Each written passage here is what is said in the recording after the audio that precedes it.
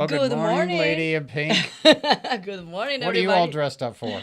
Well, because it was a very exciting night last night, the primary, so I need to dress up according to the show. We have a special guest and special program, and of course, I was gonna be next to you, so this is just enough important. That makes your day, right? Sitting Of next course, to that makes me. your day. Oh, makes your day. Makes your day my compliment. Yeah. Welcome to TLC Live as every Wednesday. Well, today's March 2nd, and yesterday, Tuesday, we had the primaries. Very exciting night. I was with our dear friend, Vidal Martinez. He is running, A TLC endorsed candidate for Harris County judge. correct. Yeah. So I was there. We miss you, Orlando, a Yeah. lot. Well, I volunteer because, as you know, the Houston Livestock Show and Rodeo is also going on, and that is the world's largest rodeo, but it's organized by 35,000 volunteers. And so But I was representing you. if we It's don't fine. work, the rodeo doesn't go on. So, but I did keep an eye out. You know what's sad, I will say, is that, could our friends on the other side of the aisle, the Democrats, screw up Harris County more than they have? I mean, not only is the criminal justice system a disaster and crimes out of control, but they've only counted 213 precincts as of this morning. I know. I, We were I, like, I just I don't get it. It's all computerized. I I mean, know. in the old days, we'd get mad if we didn't have election results. Beverly Kaufman used to be the county clerk, and if she didn't have the results by 10:30, everybody was up in arms. Here we are the day after, almost lunchtime, and only 200 plus precincts have been counted in Harris County. I don't get it. But anyway, I guess you get what you choose. Exactly. So that's why we try to change. Yeah. Well, Vidal Martinez, welcome to TLC. And so far as the early voting and preliminary counting, you're going to the runoff. That's correct. It appears that 206 precincts have been counted, and me and one other person got over 50% of the vote. So we expect that to hold as the rest of the count comes in. Yeah, that's probably But going to be the it's trend. as you said, it's a disaster. The election results should have been by 10 o'clock news last night, and it just didn't happen. No, I feel sometimes like I'm living in a, Caribbean banana republic. We might get the election results next week. I mean, it's just unacceptable. But nonetheless, I think you're right. I think the numbers will hold. So I want to congratulate you because obviously you are our endorsed candidate. And so the runoff is going to be when, Vidal? When are they scheduling that? The runoff is almost 3 months away on May 24th. I think there's going to be some legislation in the next legislative session to shorten the time period for a runoff. But we're following the federal calendar, and so May 24th is a runoff, so just short of 1 week, 3 months away. So, were you surprised at the election results? Because, there uh, was it Dixon, Lamont Dixon was didn't do quite as well as Martina? Martina Uh-huh. Lamont Dixon. How do you see that race, Vidal, and what do you think were the advantages that you and Miss Mealer had? Well, I think my advantages are primarily being here for 47 years in Houston and in the criminal justice system. I'm former federal prosecutor, former state bar chairman of all lawyers in Texas. On the public health side, I've been on the number one hospital in Texas, Methodist. I've been on the board for 30 years now. And on the transportation side, which is the third bucket of infrastructure that counties are in charge of, I was a former port commissioner and also chairman of the transportation committee of the Greater Houston Partnership. So that experience has led to, I've been first seat in all three areas that the county runs. Yeah, and I think that's critical. I mean, educational qualifications are good, but I think a lot of times, the practical experience is paramount, especially when you're asked to jump into a position running, helping chair the legislative side of the third largest county in America. It's important to have, as Vidal says, I mean, healthcare is important because we do have one of the largest charity hospitals in the United States, both LBJ, Ben Taub, through Harris Health. And then, infrastructure is huge, given our tollway system and all the roads and bridges that we have to maintain. And so those are two critical components. And I think, as you mentioned, you have years of experience in those areas. But the most important thing, Vidal, is like, you decide to run for this position and you've been working so hard from the moment that you announced, and now you're going to the runoff, and it's going to be, a lot of work these following 3 months before the runoff on May 24th. But tell us why it's important for people keep to participating. I was yesterday talking, my dad went to vote, and a couple of my friends went to vote, and I was very excited, and we had a beautiful day. That was another good ingredient on elections day, that a lot of people were going and vote, even though that normally, in the primaries, we don't have a lot of people motivated and excited to go to vote, but we saw a lot of polls. I mean, it was lines of people voting. But still, we didn't have the whole result. We still, till now, do not have the completely total of the result. But why we need a change, and why you decide to run for office, and why we need to do this following 3 months to support you for the runoff? Well, you can look at what's going to happen on January 3rd, the very first day. My agenda has now shifted to from number two, firing the elections administrator, to number one now. Right. But number two is to change the bail bond reform that we have right now. We settled a case that didn't need settling, and we spent $100 million, and I'm going to cancel that. And the third item is get our $8 billion back from the state for the I-45 expansion. These are things that are going to happen on day one. And we're going to eliminate the elections administrator and return it back to Stan Stannard, the county clerk, where the Texas Constitution puts all the responsibility for running elections. Only about 15 counties have elections administrators. We're the largest, and the other ones are because there's so little population, they needed to accumulate those services there in the rural areas. So those are some of the indicators. And in the crime wave, we have to address it right now, and that means putting the district attorney on a performance plan. She wants 60 more lawyers.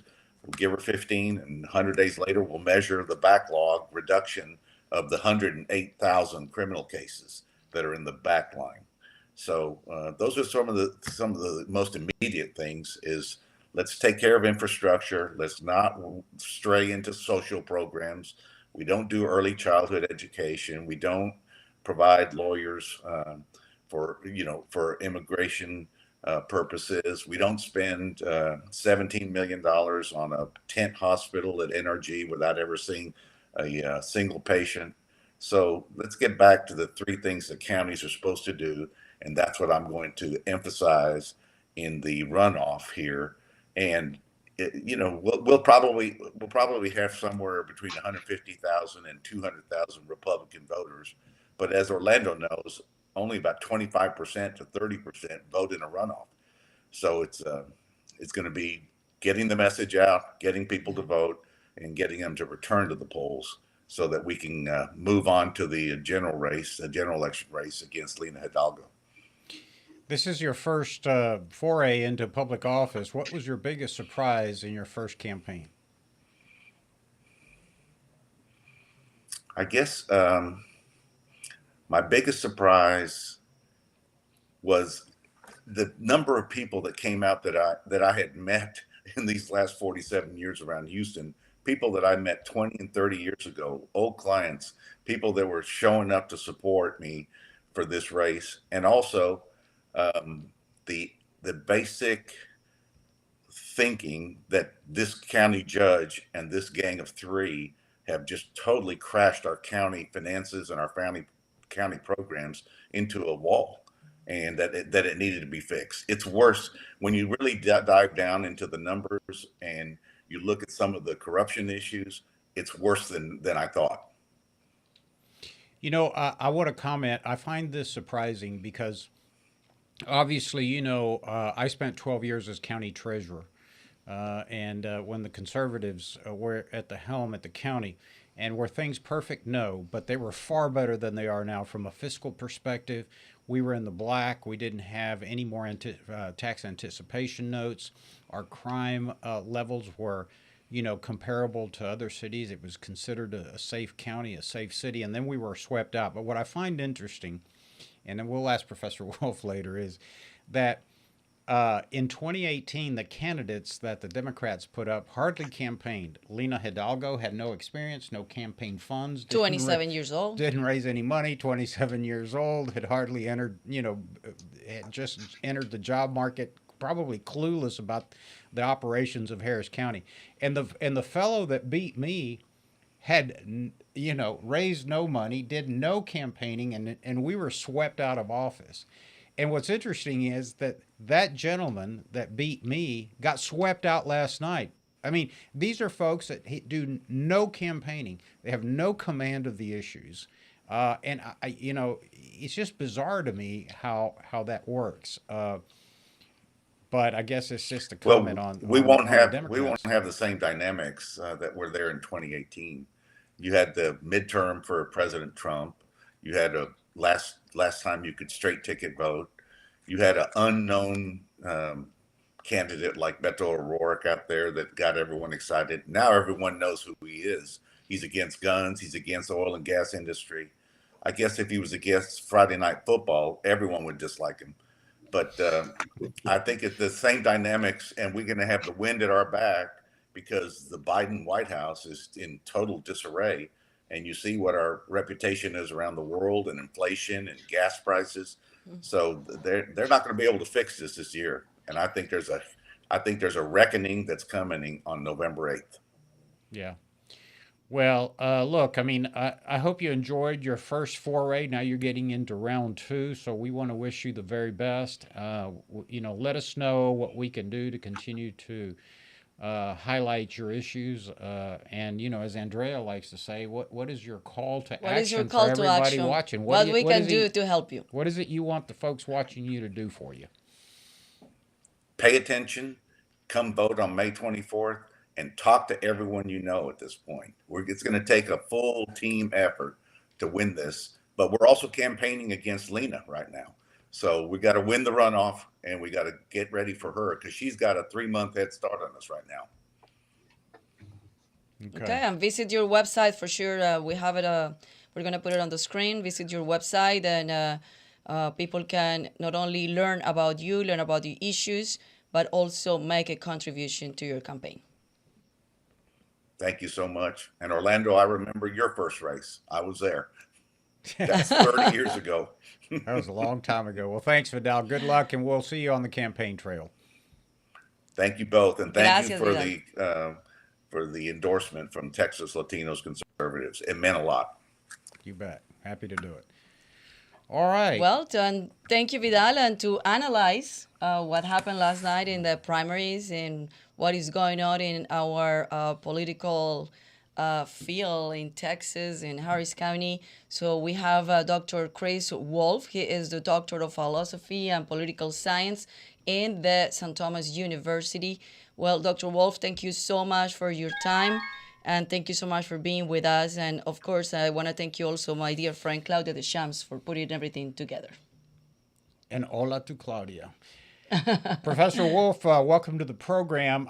First question for you is, there's a lot that's made about primary turnouts. Clearly, I think, at least in Harris County, more Republicans turned out. How does that compare to 2018 and also statewide? Were there more Republicans? And is that an indication of enthusiasm? Yes. To the last question, that is a measure of enthusiasm. And to the first question, the Republican turnout was higher than the Democrats this time. And looking back to 2018, it was also higher. I'm looking at something right now. It says that it was 10.2% for Republicans versus 7% in 2018, and versus it's kind of too early to know, but looking like about another 3 percentage point difference this time around. So kind of similar, but I agree with Vidal, what he was saying uh, about that being kind of a bit of a different election. I remember I had just moved here to Houston, and it was like I was walking through fields of Beto signs everywhere. And, and there was, I think there was enthusiasm for the Democrats that time in that race against Cruz, but statewide, Cruz still won, pretty handily. But in Houston, a lot of judges who were Republicans lost their seats, and you lost your seat as treasurer, and Lena Hidalgo was elected to uh, commissioner judge here. So it doesn't seem exactly like that this time, but there's some other things we have to think about again is that it was, Trump was president back then versus Biden being president this time.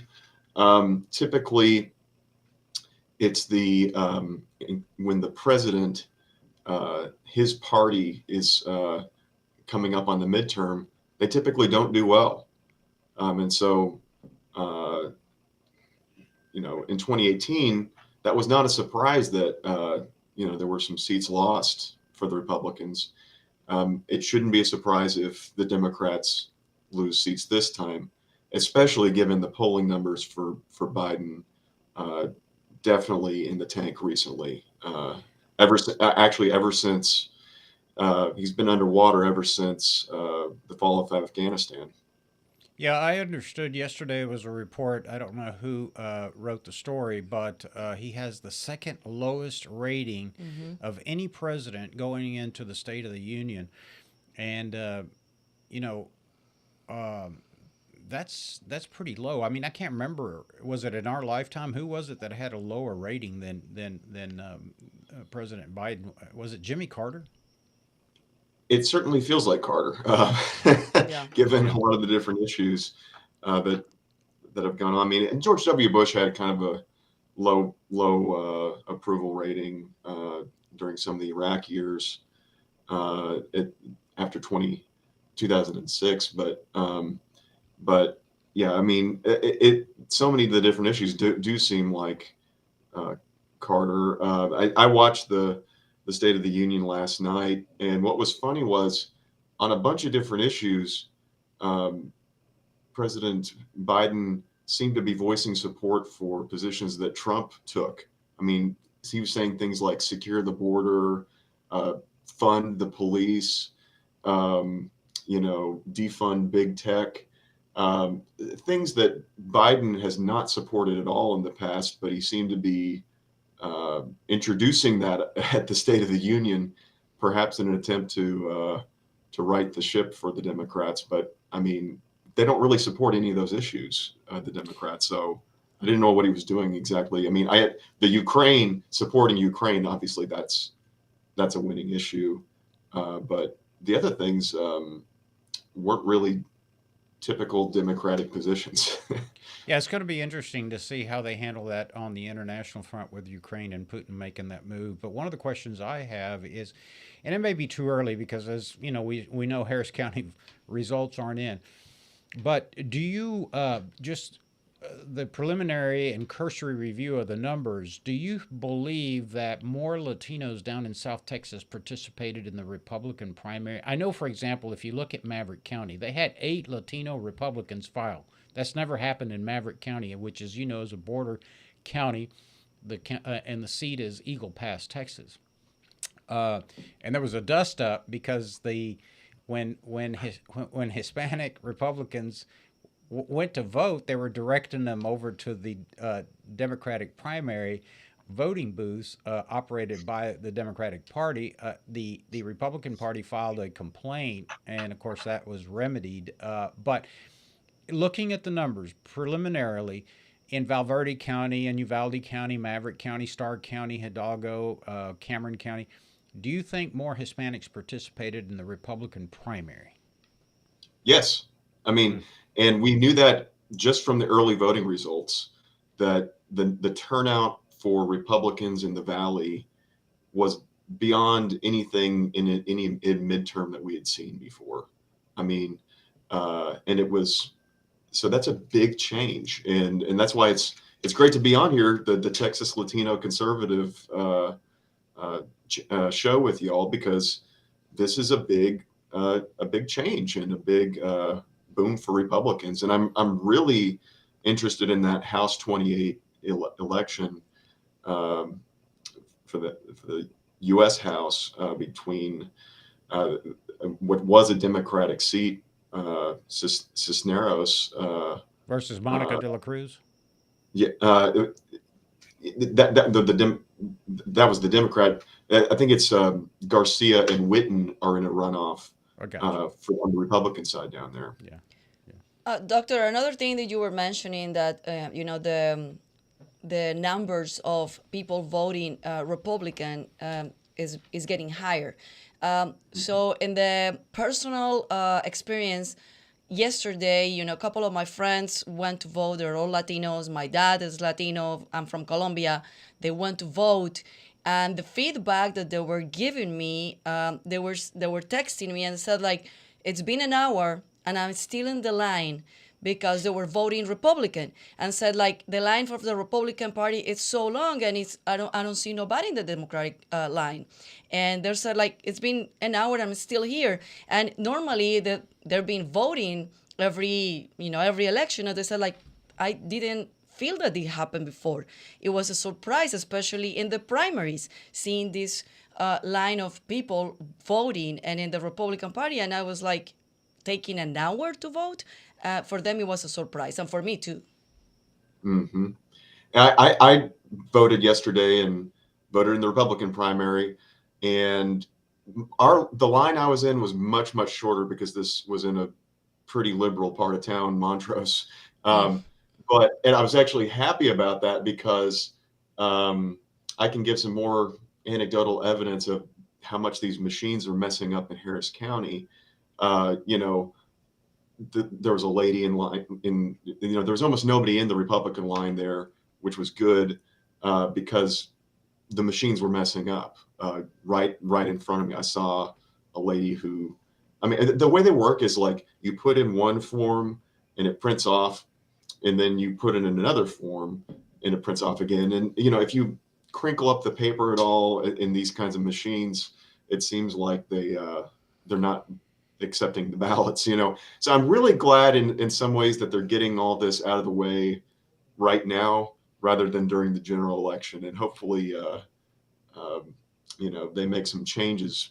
Otherwise, it's going to be a fiasco at the general election. Yeah, well, I'm not optimistic, given the track record at the county, that they're going to fix anything. But here's what's interesting to me, and I don't think anyone's brought it up. I want your opinion as a political scientist. Our votes are supposed to be secret. And so these new machines print out, very legibly, your vote. And then you got to walk around the entire voting center, because where my machine was at the multi-service center off of West Gray, the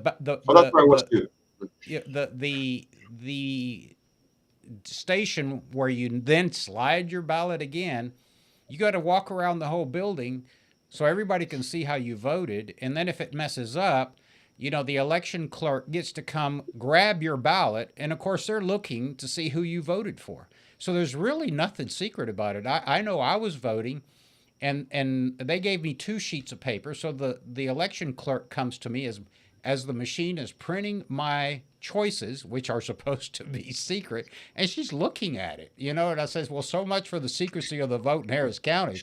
But and I'm surprised someone hasn't mentioned that, because all these election clerks and the public that you're walking around with your ballots get to see what you've done. Mm-hmm. I've been asked if there are going to be lawsuits, and I said, I don't think this time, but if it's like this next time, yeah, there's going to be some lawsuits. I mean, about that very thing. I think about what was just mentioned about people being sent to different lines, and in the primary, makes sense to me that would be a legal problem. And I had a student yesterday say, well, you can't bring in a phone to the ballot. And I said, wow, I saw people doing that, it was kind of anything goes, and people were handing out, you have all kinds of ballot cards, and the West Gray station was pretty crazy. Just the parking lot was crazy. I mean, the signs everywhere, and um, What's it great is was always crazy when it comes to vote. It's yeah, like that place is always packed. yep, I yeah, want to go back to the issue that we were discussing about the number of Republicans that have turned out, but from our perspective, because we're encouraging conservative Latinos in Texas to vote their values. That is, we're a state hybrid general purpose PAC. We're a 501c4 where we train young people on how to become active in the political process. So that's where we're focused on, and we've got a tall order ahead of us, because I know people get excited about what happened down in South Texas. But I want to remind our viewers and the Republican leadership that the growth in Texas is not in the Rio Grande Valley or in South Texas. The growth in Texas is in urban areas. And the Republicans have lost every major urban county in the state. And that's an observation and a comment. Given that, uh, many political scientists talk about major realignments in American politics. And many political scientists believe that there is a major realignment in the United States with respect to what they generally called the sleeping giant. That is the Hispanic population in this country. And, you're seeing bits of it in Texas. I don't study Arizona. I don't study California. I don't study Colorado. But do you believe that there is a major political realignment, the first wave of which we saw was 2020, and a bigger wave to come? That's phase one of my question to you. Phase two of my question and comment is that Republicans have an opportunity in this state to seize that moment, but they also have an opportunity to blow it. And do you tend to agree with those two, comments or questions? I do. Um, and I would say that there's not only a realignment in the Latino community, but I think there's a realignment that has gone on within the Republican Party itself that has facilitated that happening. Um, during the Trump years, it there was, the kind of um, rhetoric that conservatives sometimes would have that would, uh, you know, be focused less on small businesses but more helping big business and globalization. That's that changed somewhat under Trump, and there's been more of an emphasis on uh, the lower middle class and the middle class, and that's been good uh, for trying to reach out to broader parts of the American voting populace. Just to give you some kind of something from political science that uh, was interesting to me that I saw when I was in graduate school. I was at a graduate school in Claremont, California, and at Claremont we did the redistricting for the state of California at this institute at the Claremont McKenna College called the Rose Institute. And a friend showed me a map one time of Latino voters, and with a lot of different breakdowns. And at least at the time, he was pointing out that at the border states at that time, yes, Latinos were mainly voting Democrat. But in the states outside the border states, Latinos were voting more or less along the same lines as their economic strata. I mean, you know, um, and so that was very interesting to me that you know, there seems to be some issues that were, you know, perhaps involving immigration at that time, which was, you know, about 10 years ago, that the border states were more Democrat for Latino voters. But with that changing, uh, um, so the Valley data is very interesting to me, um, in terms of what's going on with Latino voters and what's going on in the Republican Party. One of the comments that I make is that, you know, I've spent a lot of time along the Texas border. In 1976, I was stationed at Laughlin Air Force Base in Valverde County, which is Del Rio, Texas. So I've been very close to the Latino community, and you know, we all knew that the elections, the big elections, were the Democratic primary, because in November there weren't any Republicans that ran, and the turnout was low, and you know, unless it was a presidential year. So by default, whoever the Democrat nominee was in South Texas was the winner. You know, whether it be county sheriff or, you know, nominee for U.S. Congress or whatever. But what was interesting is that yesterday, for example, the New York Times and CNN Politics covered South Texas, particularly the Rio Grande Valley, and they focused on Mayra Flores's race. And Mayra was the Republican seeking the nomination for the 34th Congressional District out of Harlingen. She's very special to us because, as you know, through our nonprofit, Texas Latino Conservatives has a nonprofit, we have an organization called Leadership Latino. And we travel around the state of Texas encouraging young folks and training them how to become involved in politics. Maida was one of our students. One of our first ones. Yeah, early students in December of 2018. Very shy, young lady, you know, didn't do politics at all. And it's gratifying to see that not only did she step up to run for Congress, it's a challenging seat. First of all, it leans Democrat after redistricting. But the fact that she's willing to do it, and the fact that she is garnering national attention. New York Times did another story on her yesterday.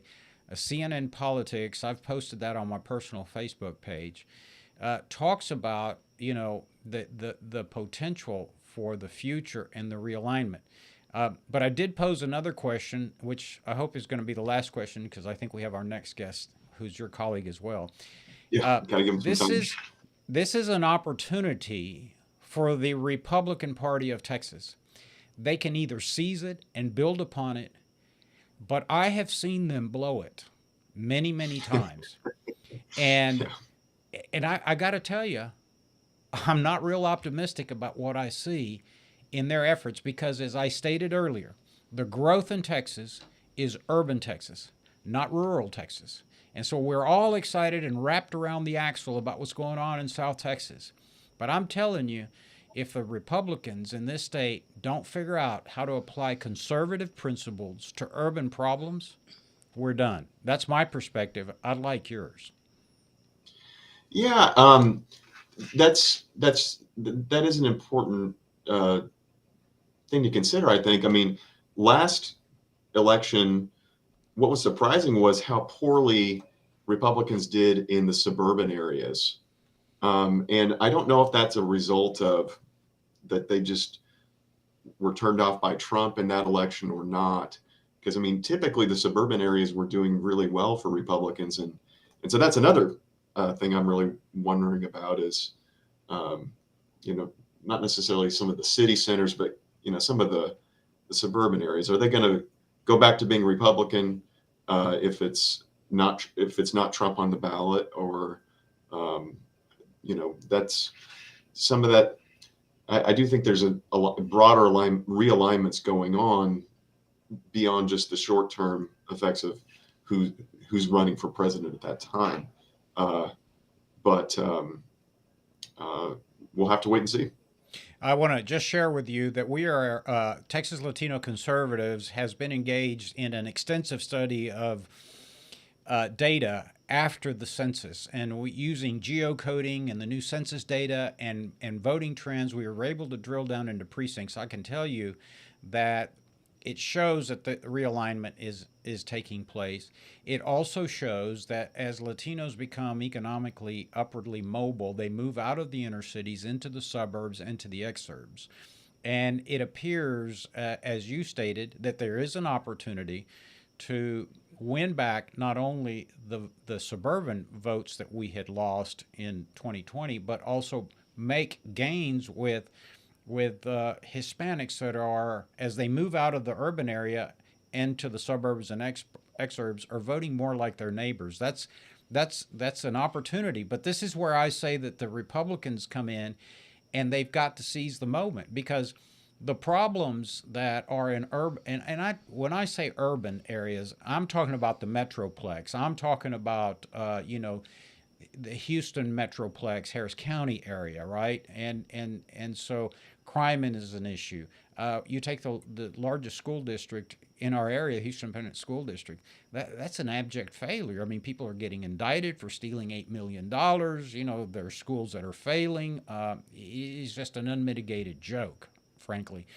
And so we need the Republicans in this state to focus in on those issues: infrastructure, education, because the only way conservatism, liberty, and freedom are going to survive in this country is that children understand the importance and the difference between, constitutional government, free markets versus socialism and, oligarchs running things. And so that's why I say Republicans need to focus and address the urban issues with conservative solutions. And that'll attract folks. But if they don't, I fear that we're going to miss that potential realignment.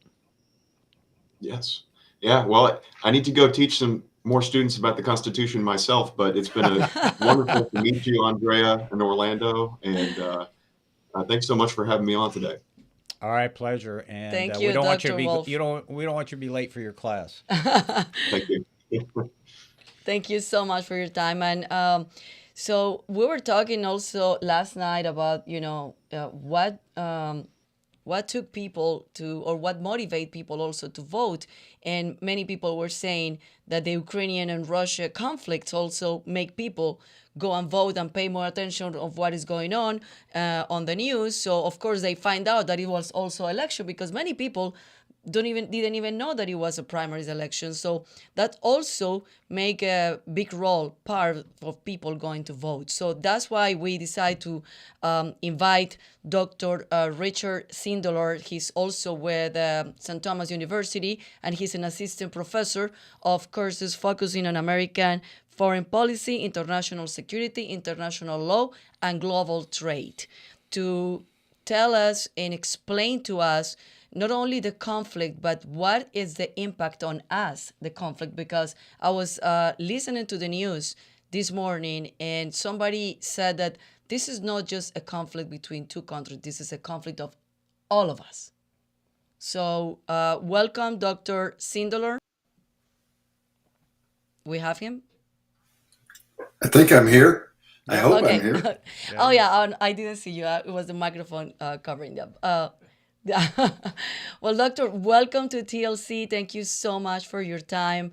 This is very important because, now we're since February 24, we've been seeing this conflict that, it was something that we were expecting, probably not at this level, but it's impact the whole world, the economy, everything. So we want you to explain to us, what is the impact on us, and what is the conflict right now?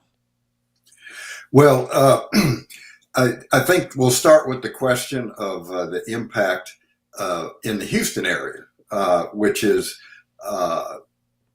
kind of a double-edged sword. We're in the oil and gas industry, and a barrel of oil has gone way up, which will mean that the oil companies will be making lots of money, and that means they will be hiring people if Russian oil continues to be cut off and prices remain over $100 a barrel. Then you're looking at a situation were the Permian Basin, more activity in the Permian Basin, other shale plays in the United States. So the oil industry actually should do quite well with this. On the other side of this, of course, it's going to impact the world economy as banking systems are shut down, trade systems are impacted. I would expect possibly on the economic side to see greater, uh, uh, yet more supply chain issues. Let me put it that way. Exactly what they would be or where they would come from, hard to say. But as ships are redirected, ships can't go to Russia. You're going to have supply issues, I think, overall. If I might continue on, the biggest issue that I see for the United States and to shine a spotlight on it a little bit is the fact that that where we're probably going to be heavily impacted potentially is cyber warfare. There have been a number of different groups and people looking at how easy it would be to shut down our power grids throughout the United States. We do not have very good cyber shields. Cyber shields for private companies are not revenue generating. So because they don't generate revenue, most companies wanting to look for the profit, the bottom line, the investor's value, they're going to not put a lot of money in it. Well, when this stuff happens, when we know the Russians are probably one of the three best players when it comes to cyber warfare in the world, they could crash our power grid. They could crash the internet. They probably would not do it throughout the country, but we could get another colonial pipeline situation going on. And if that didn't dissuade us, then Putin keeps upping the game. So if the first cyber attack doesn't work, the second one will be bigger. So he's bound and determined to take the Ukraine, and ultimately, I think he probably will get it. Professor, I want to go take that helicopter ride back up and get out of the forest and just sort of, take the 10,000-foot view. In the past, it was the expansion of communism, right? It was the aggression. We had the Third Reich, we had Germany and the Axis and Japan. And this is, I think, a little different. I mean, I don't think they're spreading communism as much. So what is driving Putin? Is he, first of all, is he want access to the sea? Is he concerned that maybe if they start doing LNG, they won't have access to pipelines to offload their natural gas on ships? Is it just raw aggression, or is he concerned that Ukraine and other non-NATO countries? I mean, because it seems to me he's sort of unifying Europe against, which we've been unable to do. But I think his actions have sort of put Europe back on like, whoa, wait a minute, So what's driving Putin? I mean, some people have said he's mad. He's sort of lost it like, Hitler. I don't think so. I mean, I think Putin's extremely intelligent. I think he's probably the ultimate international chess player. So what do you believe is driving him? Is it acquisition of real estate to ensure pipelines have access to, offload onto ships? Or what is this? Because Ukraine's a pretty massive country. Correct. There are a couple thoughts here, Orlando, on that. The biggest thing is you're exactly correct. I don't see this, and I don't think many people see this as the old Cold War communism versus democracy thing. I think it is a battle of governing systems, if not an ideology. It really is a actual real democracy called Ukraine fighting an authoritarian thuggish state. And to the extent we don't confront Putin, I'll put a footnote here, we're probably going to confront Xi in China because they're basically of the same cloth. These are authoritarian regimes. Communism is just kind of the sheep's clothing, shall we say, they put on the wolf to make it sound politically okay. I think both Putin and his generals they say our generals fight the last war. I think that the Russian generals and Putin are thinking about 2 or 3 wars ago in this way. If you look at the history, I think this is history. It's driven by 2 things. It's driven by the Russian paranoia that George Kennan talked about in the Long Telegram in 1945, where he basically described the Russian body politic as being feeling insecure and virtually paranoid. Okay, he didn't use the word paranoid, but the words that he used was that sort of thing. They have forever feared invasion from the West and have a history to fall back on between Napoleon and Hitler and other threats from Prussians and others over the years. They want what is called, 50, 70 years ago, strategic depth. They want to have enough territory that whether it's theirs personally as a state or is a state that's on their team, one way or another, they want to have strategic depth. They have strategic depth with Belarus, but Ukraine, being a democracy, sticks into the belly of Russia and blocks them from certain access to the Black Sea. They have access to the Black Sea from their own territory, but the better ports are in Ukraine. Right. So I think it's an expansion of the sphere of influence more than a territorial expansion.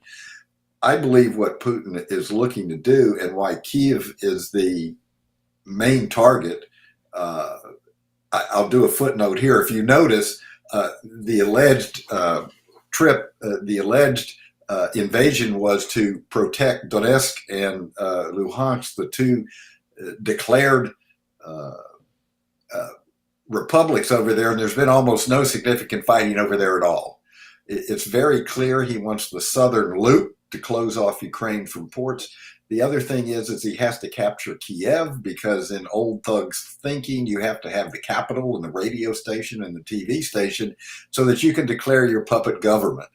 The previous fellow who was in before, and I'm going to forget his name, was seen in videos yesterday carrying guns and saying he was going off to Ukraine to fight for his side, so to speak. So he'll be put up as a puppet, but then that means the regime is a sphere of influence, falls under the sphere of influence of Putin, and that's what he wants. Yeah. So, but I want to follow up because this is fascinating to me. I think the GDP of the United States is 10 times that of Russia. From an economic perspective, yes, they have natural resources and they're wealthy. And as you know, oil may go to $200 a barrel. That's great, but if they can't sell it in the market, in other words, if they don't have access to the global markets, I'm sorry, but they're screwed.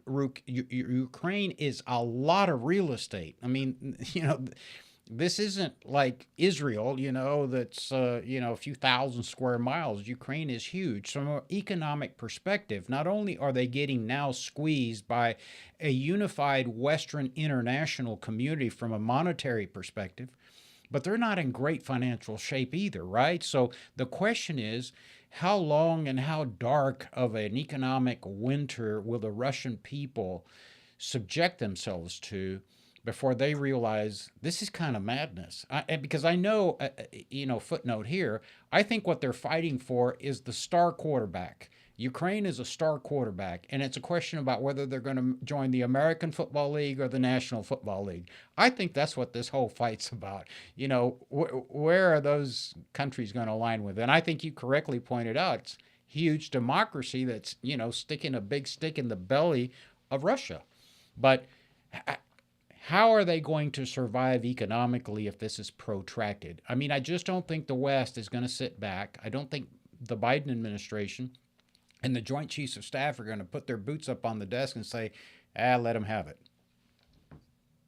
Yes, actually, Orlando, you hit a key point here. Something I teach in my classes. There's something called the security dilemma, that somebody feels insecure. So they feel they have to take action to improve their security. What they end up doing is sowing what they reap, and it gets much worse. Yeah. I think for the next few years, no matter what happens, with Ukraine, the Russians are going to have a hard time politically, a hard time economically. I would hope that we will clamp down on all the oligarchs. I'm a bit upset that we're not doing a much broader brush. There are like 500 oligarchs. They are the ones who empower Putin with their money and their support and their companies, these gigantic companies. If each oligarch on the treasury list of oligarchs to be sanctioned back in the, most of whom were not sanctioned, by the way, back in the Crimean period, there were 100 and some on that list. They each have over $1 billion. If we could scoop up their money in the West, put it in a reserve account to pay to pay for the refugees, to pay for rebuilding Ukraine, that money's out of their hands, and they're going to be upset with Putin. In the long run, Putin himself may have bit off too much that he can chew. The other thing, though, to bear in mind is he has a Chinese back door through which they can sell their oil there, a like-minded regime that they can trade with, a like-minded regime that is awash in foreign currency from their trade surplus. He's got cards on the table. And one last comment, Orlando, the truth of the matter is, if you remember the Cold War, Russia was pretty much cut off. Other than oil and gas, it was pretty much cut off, and it survived for years and years and years. So the question is, can Putin hang on? And as long as he has his generals behind him, I think he can. If he loses the generals, then he's got issues, no matter how harsh it gets for the Russian people. Yeah, I agree. And you took my next question because you've already commented. I think the wild card is the back door that you mentioned, China. They're probably sitting back analyzing all this, wondering, so that's going to be fascinating for me to watch how this is going to develop. This is a lot more dangerous, has the potential of being a lot more dangerous than we think it is. I mean, I hope that, reasonable minds prevail, and it really is just becomes a negotiated sort of real estate settlement that, both sides can give and take a little bit. But this has the potential of getting off the rails, right, Professor?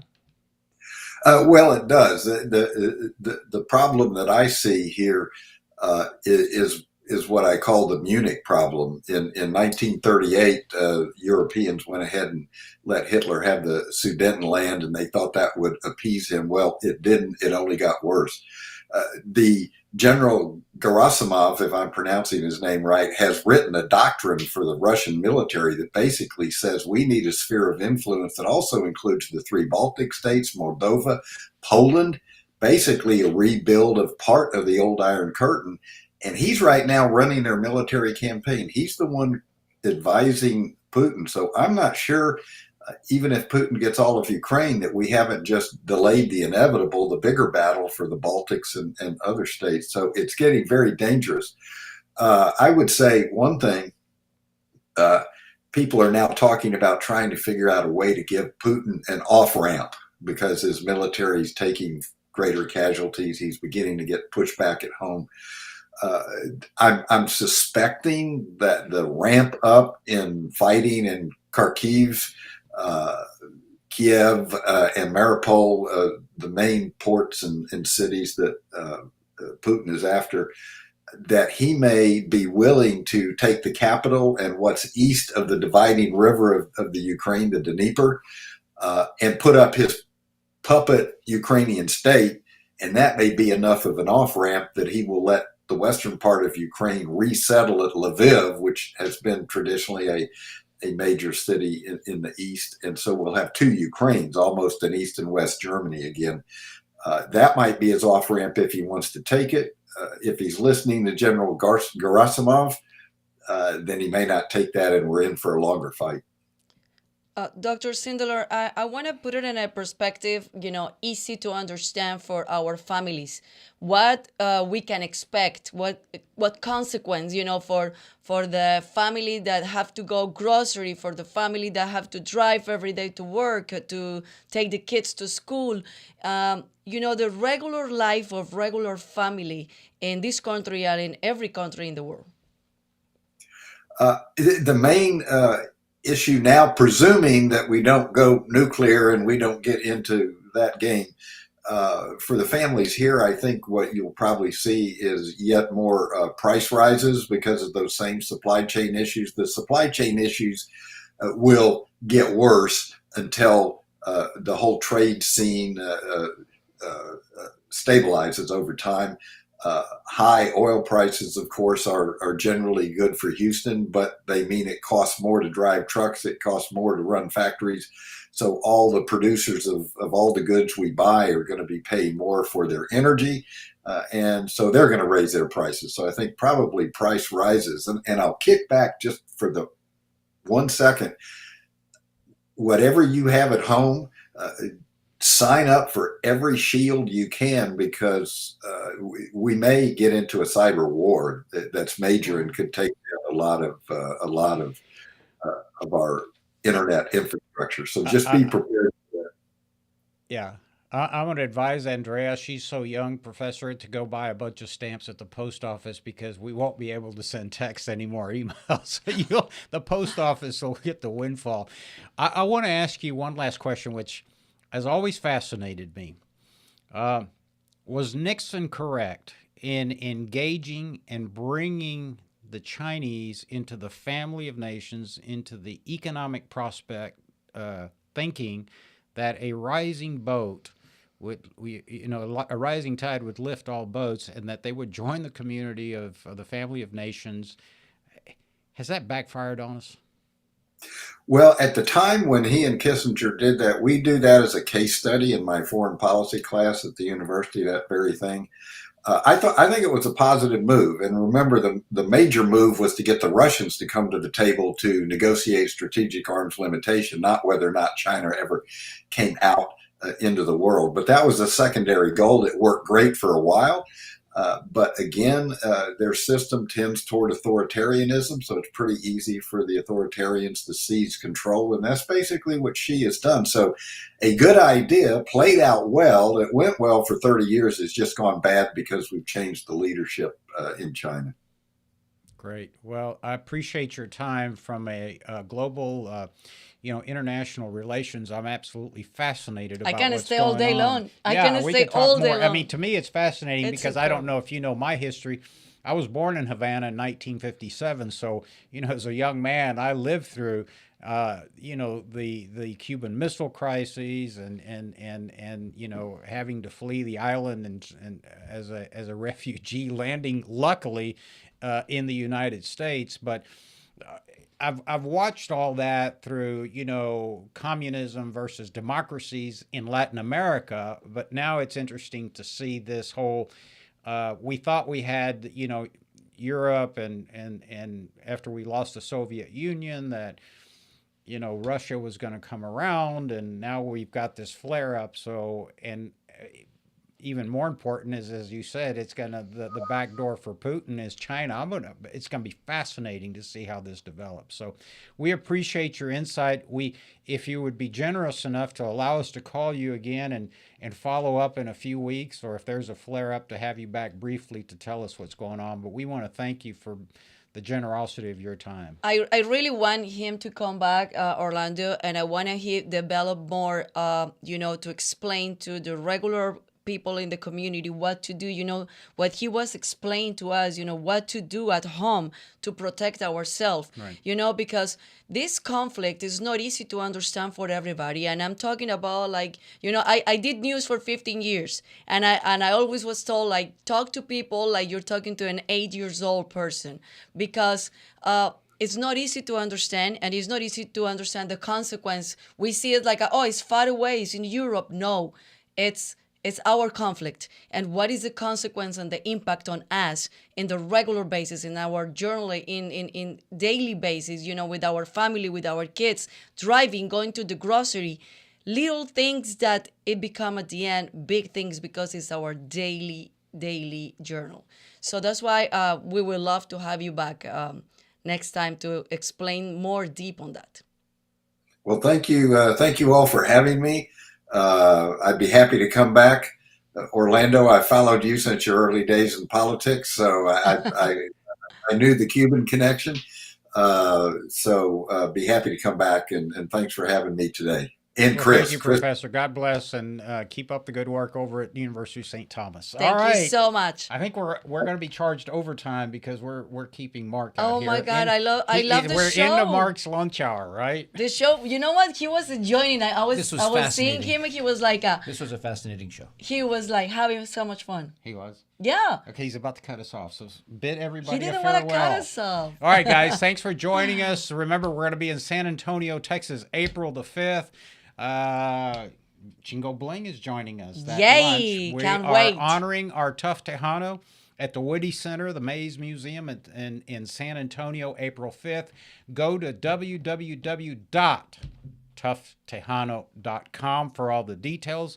Buy your table or buy your ticket. We will see you in San Antonio April 5th. Remember, April 6th is Tejano Day in Texas, where we honor the contributions of the hardworking, liberty-seeking Tejanos in Texas back in the early 1800s. By the way, Tejanos were the first people to declare Texas as an independent country in 1813. Y yo soy ahora una colombiana tejana porque I love Tejas. Yeah, well, we'll see. I'm gonna. Andrea's going to the rodeo tonight, so I'm gonna see if she's gonna wear pink boots. Well, not pink, but you know, white is in fashion. White boots in fashion right now. Dear I always Lord. like to wear fashion, even if it's, you know, the rodeo. You know, have you seen the ladies how to go to the rodeo? Yes, I see the ladies. Oh my! Well, I know.